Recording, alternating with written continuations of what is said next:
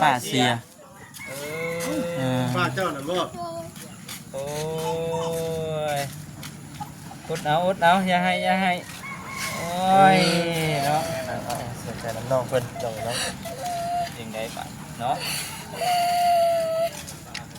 ยังไงล่ะสวัสดีน้องสวัสดีโอ้จำบ่ได้เนาะเลยป้าเสียหาเรื่องเสียนี่บ่เป็นหาเรื่องเสียบ่ล่ะโอ้เนาะเอากับบ่จักกินนี่เนาะบ่จักกินคือว่าเอ้าคือคนหลายแท้ว่าซั่นพอดีว่ามาที่นี่ก็เลยแวะพอดีว่ามีทางพระอาจารย์เพิ่นเป็นจังได๋เพิ่นจิบท่องบ่จิบท่องบัดนี้สิเฮ็ดจังได๋บัดนี้สิพากันไปเอาหยังเฮ็ดมาลงเนาะจะมาซื้อเอาเลยเอาสิเลยเอาเลยจะมาเลยบ่ได้เงินหรอก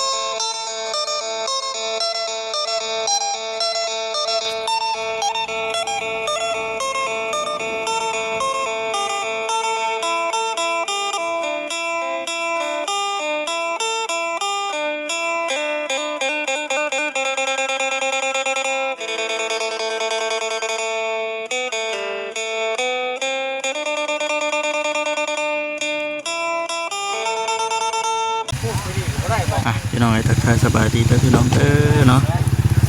ปัดที่นี่มาหอดบ้านน้อง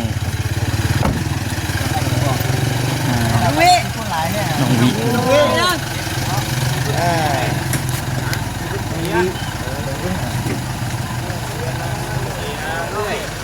เหมือนหูเถื่อนนอนอยู่หันจ้ะ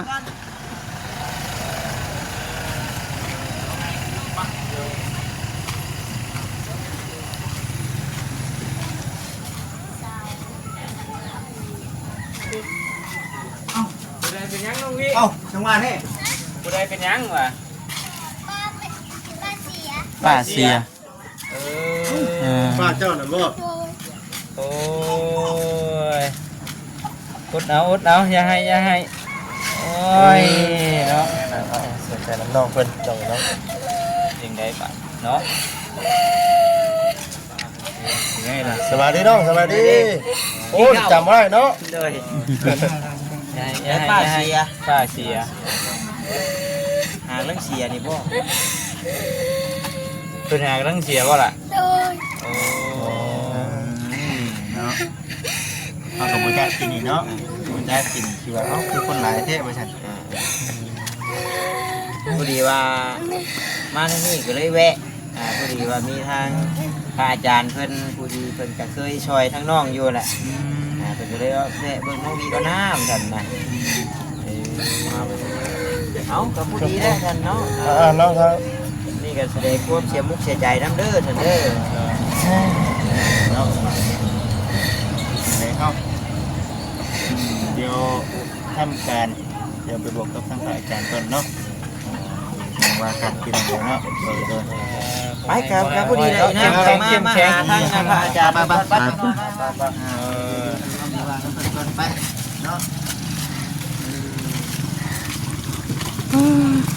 มาแบบบางคืนจะมาโซ่แบบเนาะมาครับเป็นเวลาไปเอาน้องเอาก็ได้ป้าคนไหนป้าคนดีเขางานมาได้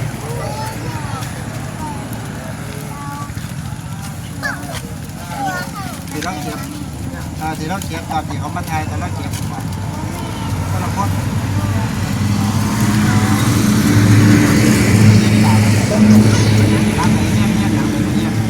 เพื่อนทางนี้บ่อ่ะเนี่ยน้องดีกันบ่มาซอยใจว่าเอามาเลยตรงดูเขาเอาไปซอยงานคนพอดีเลยหาผู้ใหญ่มาเอาแล้วไปอยากไปนะบอกผู้ใหญ่เอาผู้ใหญ่ไปหาไปเจ้าไปบอกผู้ใหญ่ไป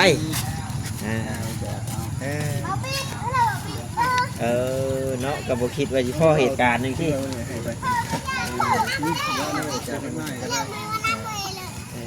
เอาว่ามันมียายคนหนึ่งที่บ่ค่อยสบายว่าไงน่ะที่ อันเมเนาะเม เพิ่นยังอยู่มา เดี๋ยว นั่นนี่อยู่ นั่นเมน้องวิอันนี้ป้าเนาะ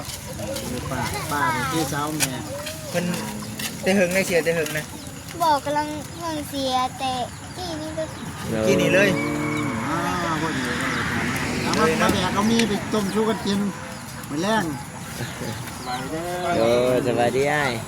โอ้เสียใจน้ำเด้อ เอาแดกไปเลยไปต้มชูราดกินแม่ให้เบิดบ้างนี่ล่ะไปหลายๆ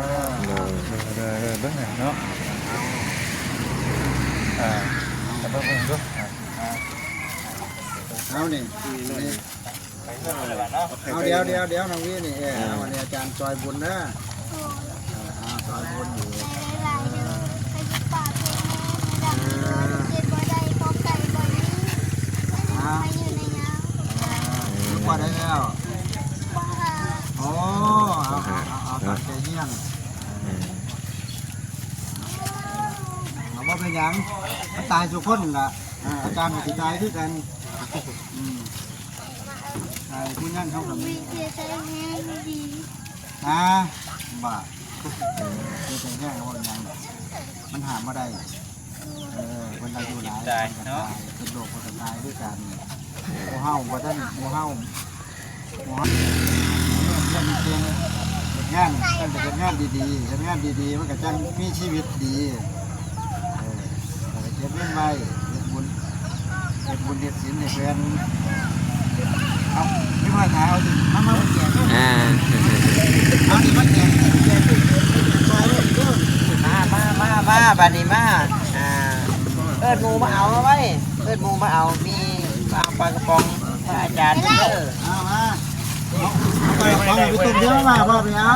มาแต่เที่ยงได้ ไปนะ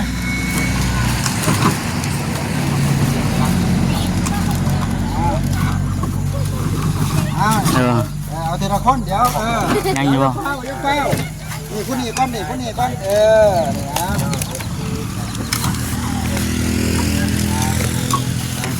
กลางกองไว้ก่อนพี่น้องเนาะ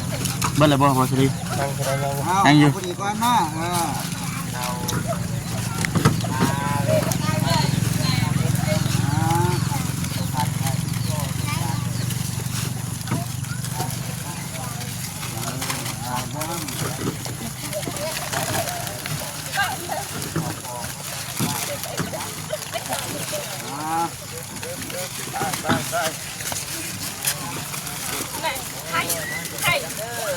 ไปดิไปอยู่ยังตัวน้อยๆนี่จุ๊บจิ๊บเอาแล้วอยู่หน้าเดี๋ยวบัดนี้ เอาผู้ไหนวะเนี่ยเอานี่ให้เพิ่นเลยนี่เอาเนี่ยเอา ผู้ ไป นี้ เล ก็ ย โชคดีเลยได้กองพวก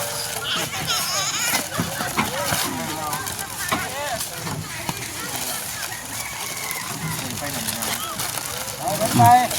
เอาไปทางไหนวะเอา อุ่นกำลังมากับมีพี่น้องเนาะ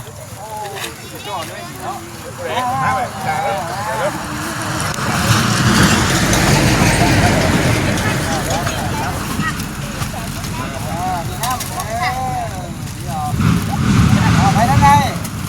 พูดเลย ไปทางไหนข้างหลังไหนไปเนี่ยมา เจ็บจ้ะ เด้อดิเด้อรถเด้อ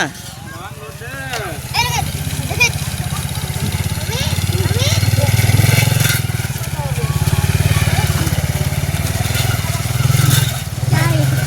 อ๋อได้แล้วว่ะเอาอีกคนนึง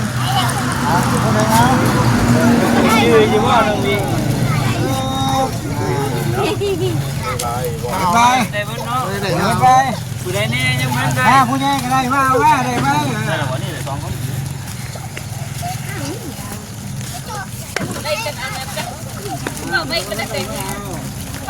ฉันพูด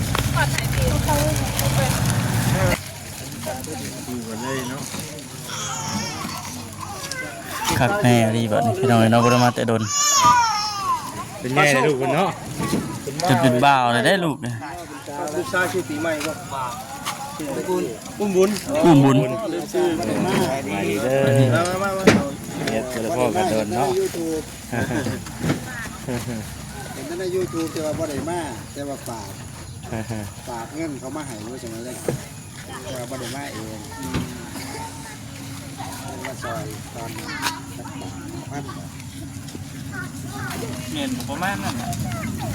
บ่ตา ท่าน บ่ เมียน ตา ช่างบ่ตา เขาไม่เห็นหน้าไปว่ากายมากนะแม่ไม่ยาเลยเขามาหาได้สิแพ้มายามมาซะ เฮ้ยไปยังแต่ละมื้อคือมื้อยางติดยาง ไป โทรกันเบิดเลยเนาะ ยางเป็นทางเราเอ็ดเนี่ยงานว่าเอาอีกทาง สบายดี ไปดีมาไม่ออกมาเอาแค่กระป๋องไปกินแล้ว นั่งกันไป โดย อ๋อโทรง่ายแต่บัดนี้ลูกชาย บ่าวแล้ว เนาะ เป็นบ่าวแล้วเนาะ จะคือไผบัดนี้ติคือแม่บ่ได้ว่าคือพ่อบัด ยังบ่คือไผเด้ยยังคือไผเฮ็ดอีกอยู่ ฮอดปีแล้วบ่ วันที่23ปีนึง ใกล้แล้วเนาะ อ้าวต้องกินแล้ว เอาเป็นตัวอื่น เป็นบ่ตาแปลงใดเลยโอ้ขึ้นพุ่นเลย มาเอามาเร็วคนที่ตกไป เริ่มลงเม็ดเนาะ หัวลงมิดเด้อพุ่นหมอกขนัวอยู่พี่น้องพุ่นก็ได้ป๊า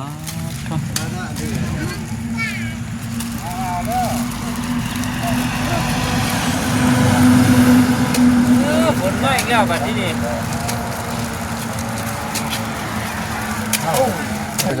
นี่เพิ่นได้เชิญเนาะขึ้นมาช่วงนี้ ไปจะเนาะเดี๋ยวขึ้นไปเบิ่งทางกัน บ่เห็นไผมาบ่ ป้าแม่ป้าน้องวิก่อนจะข้าวหนึงพี่น้องเอ้ยเนาะไปบ่ครับไปบ่ ไปเดินตามหลังไป เปิดแต่ปัญญาเนาะ เบิ่งเลยบ่ เอาเดี๋ยวเอาปลากระป๋องไว้นั่งให้เพิ่น2,000ไปแล้วไปเยี่ยมงานแล้วมามีเอาไปแล้วเอาปลากระป๋องไปนั่ง บาสลีไปบ่ ทุกแขกเหรอ เบิ่งเลยบ่ครับ 2,000ก็ได้ ไปไปอันเยี่ยมเบิ่งเพื่อนป้าน้องวิเนาะปีบ่ฮอดปีอยู่นั่นเนาะช่วงเฮามาตอนน่ะแม่นบ่บาสลีฮอดอยู่เนาะปีหนึงเนาะตอนนั้นคือว่ายังอยู่ตอน ก็คือเพื่อนน้องวิจะทำเห็น เพื่อน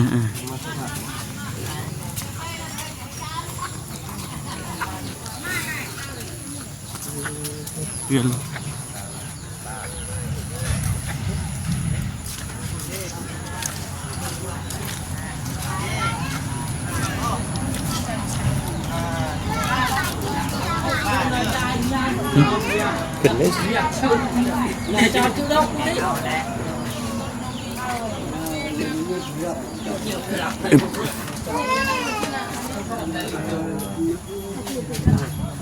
ไป